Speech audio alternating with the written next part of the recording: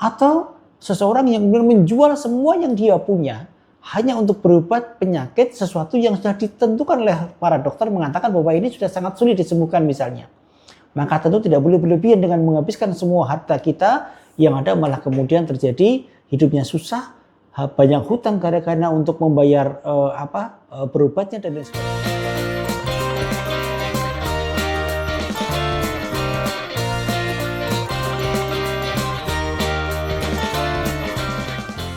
Assalamualaikum warahmatullahi wabarakatuh. Kembali bertemu dengan channel Dr. Arif Nurdin Official. Baik, para pemirsa sekalian, banyak di antara kita yang masih berdebat ya tentang hukum berobat gitu ya. Ada yang mengatakan mubah, boleh-boleh saja. Ada yang mengatakan sunnah, dianjurkan gitu ya. Ada juga yang mengatakan tidak boleh berobat terlalu berlebihan misalnya gitu.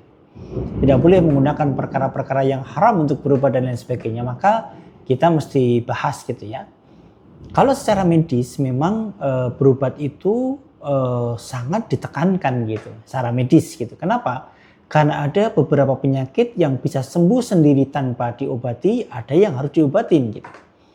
Penyakit-penyakit seperti infeksi virus misalnya, yang dia akan bisa sembuh dengan daya tahan tubuh kita yang kuat, dia akan sembuh dengan sendirinya gitu.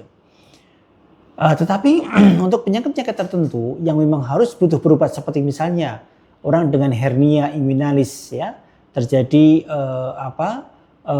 ususnya, penggantung ususnya masuk ke dalam lubang sehingga sampai ke dalam buah pelir misalnya.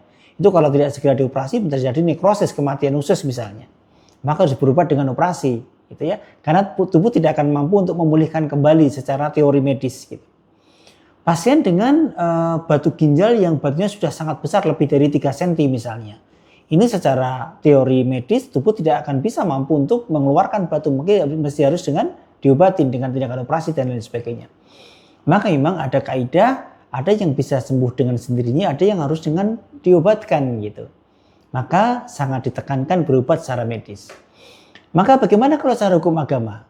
Maka ternyata jumhur ulama mengatakan memang dianjurkan gitu. Dianjurkan berdasarkan beberapa hadis dari Rasulullah SAW gitu ya.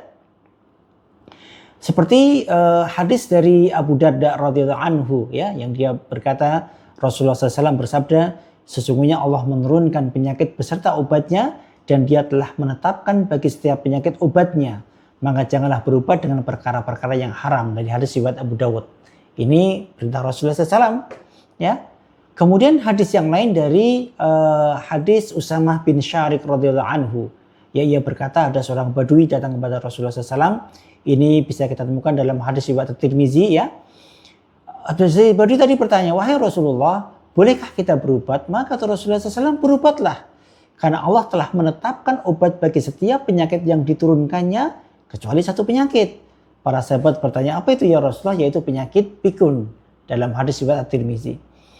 Maka ini sudah menguatkan kita bahwa berobat itu memang sangat dianjurkan gitu ya.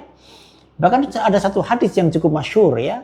Likulli da'in dawa fa idza usiba dawa'un da'i bari'a bi'idznillah ta'ala. Setiap penyakit pasti ada obatnya, dan ketika obat tadi tepat mengenai penyakitnya, maka akan sembuh dengan izin Allah Ta'ala. Maka ini mensyaratkan kepada kita bahwa pentingnya kita berobat, dan ini sejalan dengan kaidah-kaidah yang ada pada medis gitu. Dan dari ulama-ulama Hanafiyah dan Malikiyah berpendapat bahwa berobat itu hukumnya mubah, boleh-boleh saja. Tetapi tentu hukum mubah ini akan bisa berubah menjadi sunnah, bisa berubah menjadi haram tergantung kepada niat kita tentunya ya. Sementara ulama-ulama Syafi'iyah ya dan Hambali berpendapat bahwa berobat itu hukumnya adalah dianjurkan ya, mustahab, benar-benar dianjurkan gitu. Maka ini tergantung kepada kita. Kalau saya sebagai dokter, saya mengatakan berobat itu ya sangat ditekankan gitu. Karena memang ada beberapa penyakit yang tidak bisa sembuh dengan sendirinya, harus dengan diobati dengan perantaraan obat, dengan tindakan-tindakan operasi ataupun yang lain. Maka saya kira tidak perlu diperdebatkan secara luas, tetapi tergantung kepada bagaimana niat kita gitu ya. Karena sekali lagi bahwa berobat itu dari mubah bisa menjadi sunnah, bisa menjadi wajib, ataupun bisa menjadi haram gitu. Ini tergantung kepada niat yang ada pada diri kita. Ya, tapi kalau secara medis kita tekankan bahwa memang ada beberapa penyakit yang memang tidak bisa nih kalau hanya didiamkan saja kemudian sembuh sendiri secara teori medis gitu ya.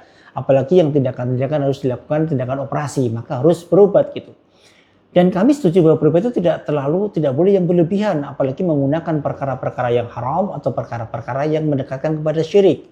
Karena banyak dari kita, sudahlah dia sakit, menderita di dunia, dia putus asa karena berobat tidak sembuh-sembuhnya, dia berobat kepada perkara-perkara yang syirik gitu ya. Mendatangi dukun-dukun yang tidak jelas ya. Kemudian dia harus melalui berbagai macam ritual-ritual. Ini yang mendekatkan syirik. Maka ini sangat merugikan. Sudahlah dia sengsara hidupnya di dunia karena sakit. Di akhirat dia lebih sengsara lagi karena dia akan kekal di neraka selama-lamanya karena perbuatan syirik. Atau berlebihan menggunakan perkara-perkara yang haram misalnya. Maka ini pun tidak diperbolehkan. Atau seseorang yang menjual semua yang dia punya hanya untuk berobat penyakit sesuatu yang sudah ditentukan oleh para dokter mengatakan bahwa ini sudah sangat sulit disembuhkan misalnya. Maka tentu tidak boleh berlebihan dengan menghabiskan semua harta kita yang ada malah kemudian terjadi hidupnya susah, banyak hutang karena untuk membayar berobatnya dan lain sebagainya.